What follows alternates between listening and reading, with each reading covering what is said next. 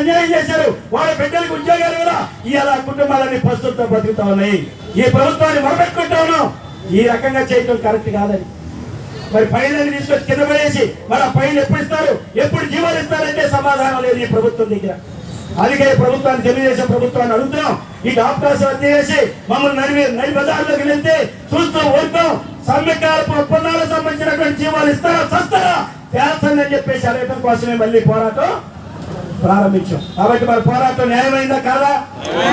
కాబట్టి ఇప్పుడు ధర్నాతో అయిపోతుంది. నెక్స్ట్ ఏం చేయాలి? మరి యూనియన్ లో ఉన్నా లేకపోయినా అందరి దగ్గర సంతకాలు పెట్టించి, అయ్యా మీరు అందరూ సంతకాలు పెట్టండి బాబు, మన ఈ డిమాండ్ల కోసం, మన సమస్యల పరిష్కారం కోసం మంత్రి గారి దగ్గరికి వెళ్తున్నాం, మంత్రి గారి అపాయింట్మెంట్ అడుగుతున్నాం, మంత్రి గారి ఇంటికి విజయవాడలో అయ్యా ఇదిగో మా బాధలు మా కష్టాలు నువ్వు జాయింట్ మీటింగ్ పెడతానన్నావు, 9 నెలలుగా జాయింట్ మీటింగ్, ఇదిగో రేపు అదిగో మా పని చెప్తున్నావు, ఇంతవరకు పెట్టా మా కార్మికులు మరలు అని చెప్పే పత్రం అందరం కలిసి నారాయణ గారి ఇంటికి వెళ్ళాలనుకున్నాం. వెళ్దాం వద్దా? 10వ తారీఖు వెళ్ళాలి. ఆ రోజుకి మీరు అందరి దగ్గర సంతకాలు పెట్టించాలి, అన్ని సెక్షన్లో పెట్టించాలి. అది అయిపోయిన తర్వాత కలిసి వచ్చే సంఘాలన్నింటినీ కలుపుకొని రాబోయే రోజుల్లో పెద్ద పోరాటానికి వెళ్ళాలనుకుంటా ఉన్నాం.